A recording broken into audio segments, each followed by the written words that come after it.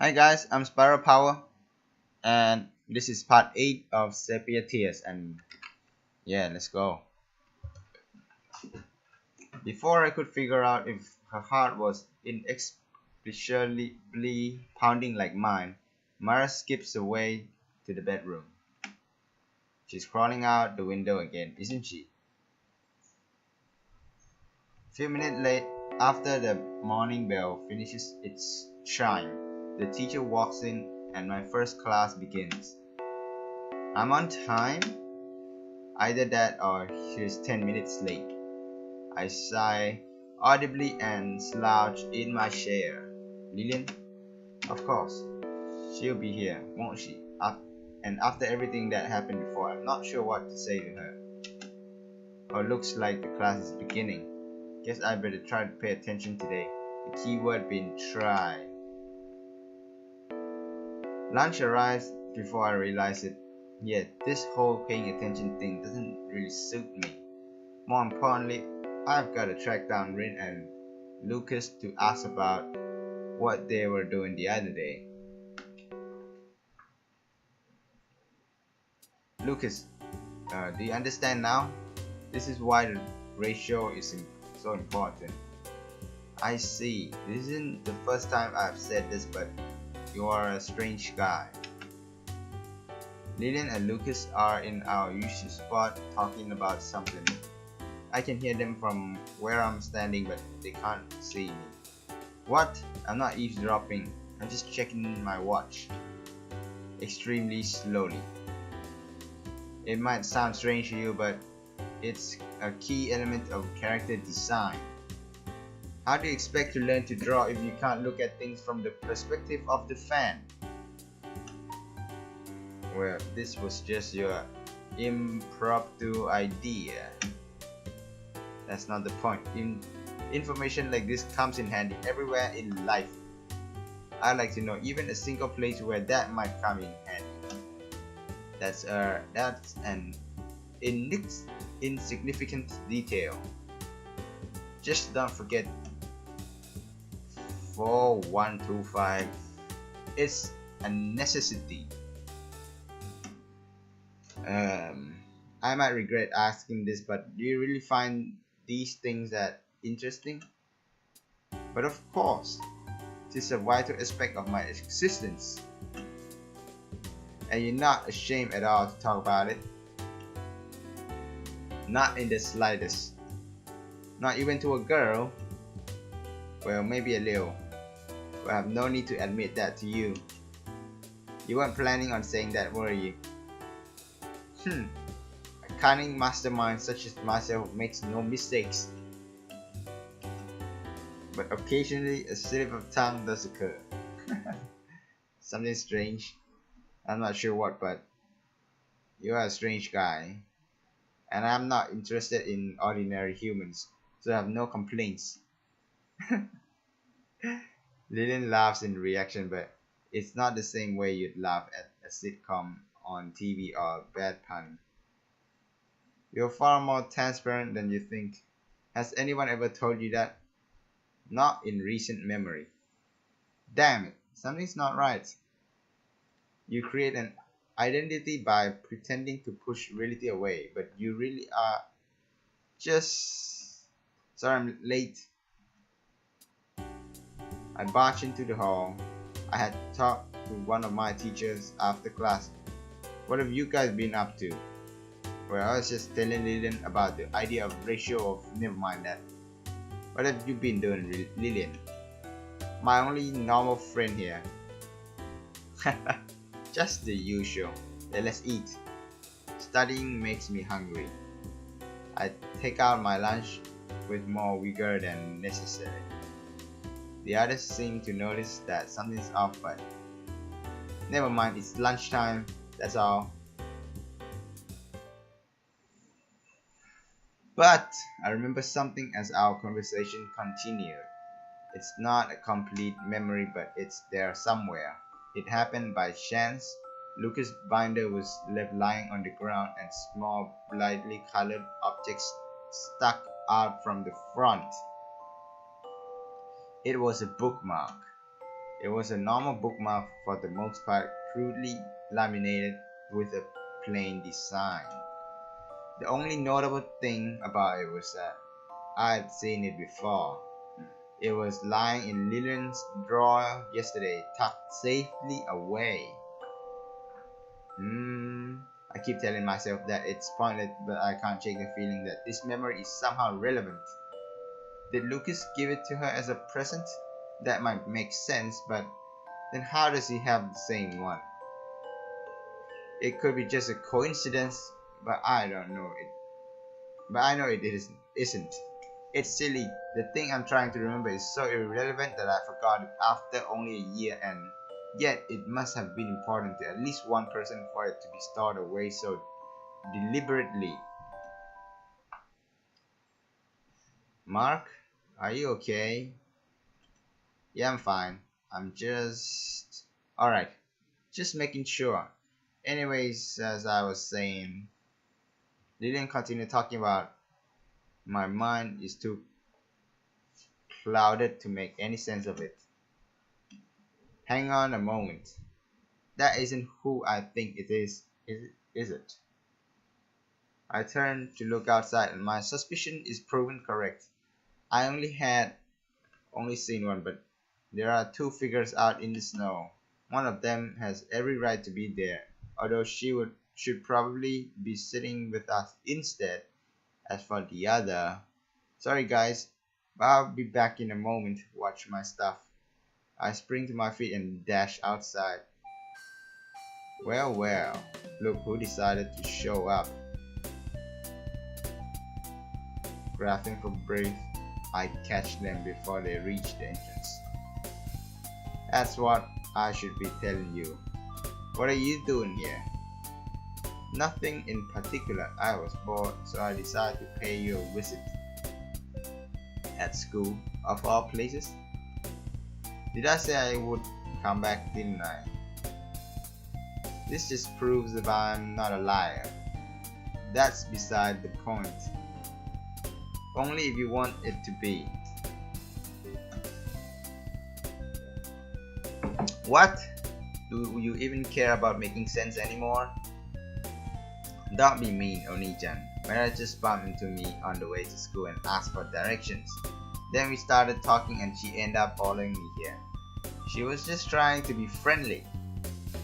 And you don't think that she is even remotely creepy?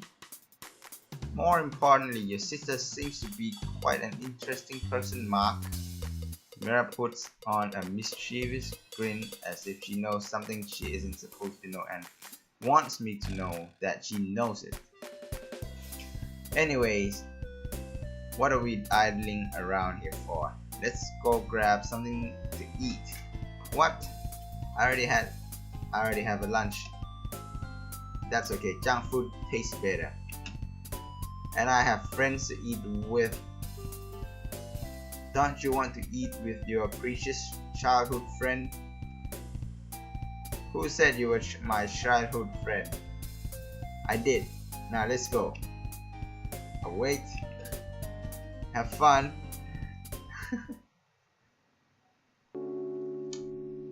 So what exactly are these things? Just eat it. What's the worst that could happen? That looks like a taiyaki. You could be trying to poison me.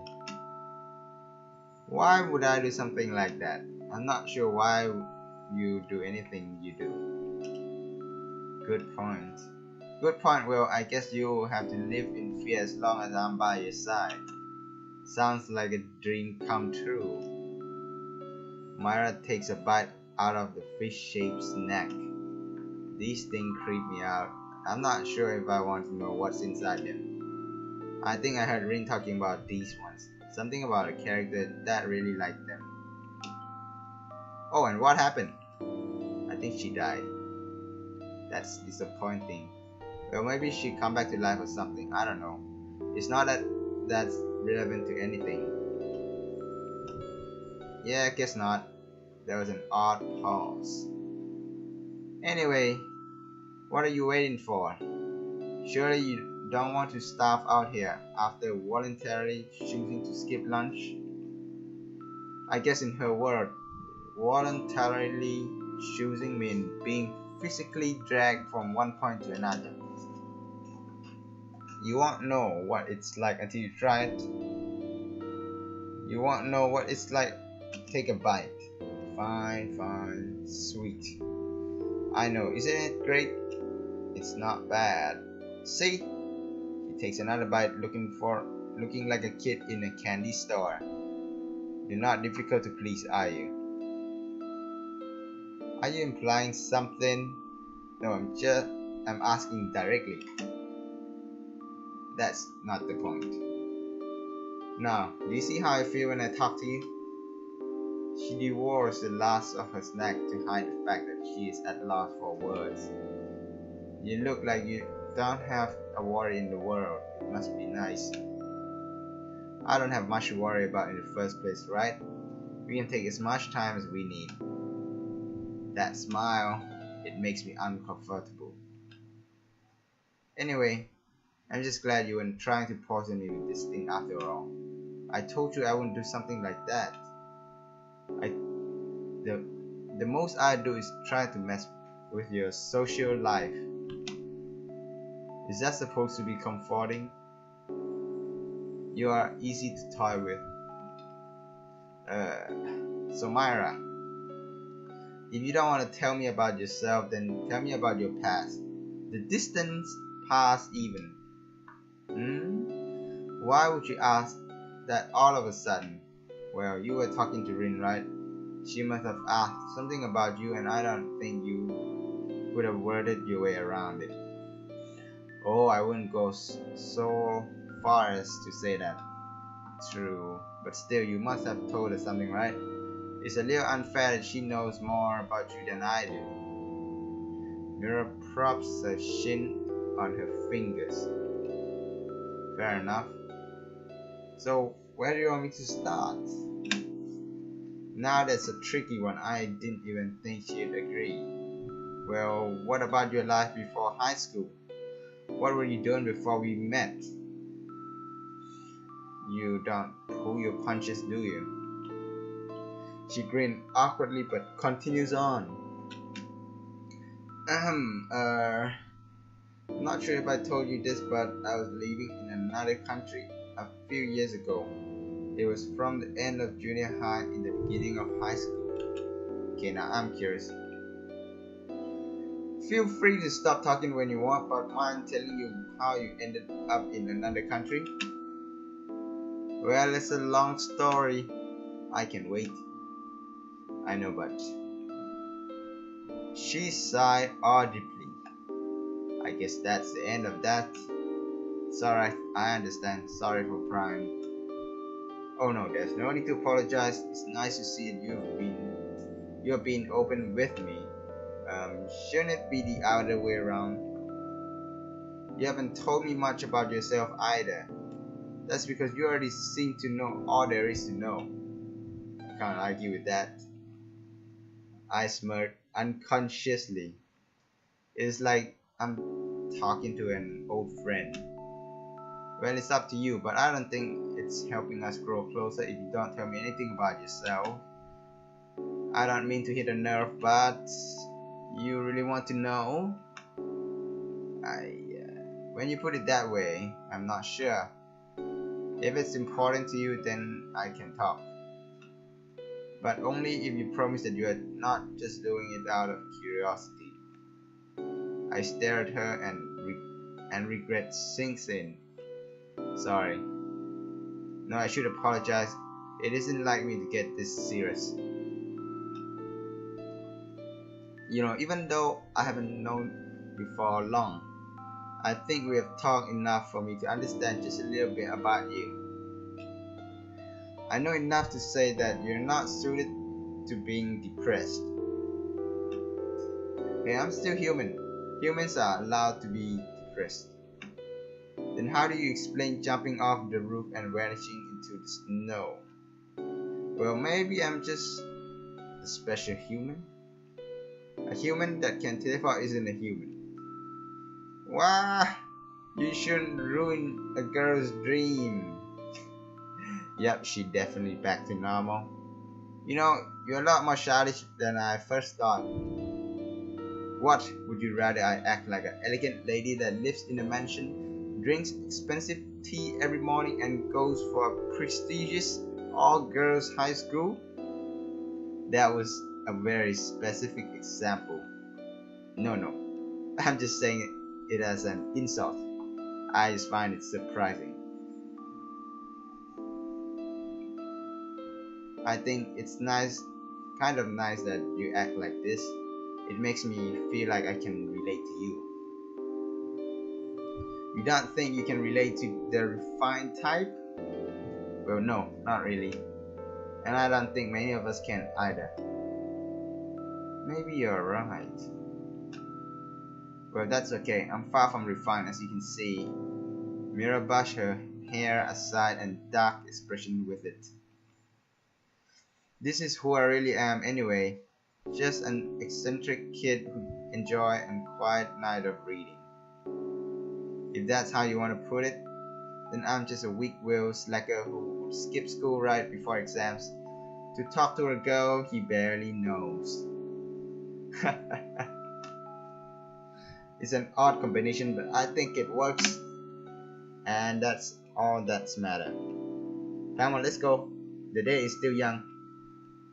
She walks up ahead, and for once I'm willingly follow. Alright, so I'll end that part now. Thanks for watching.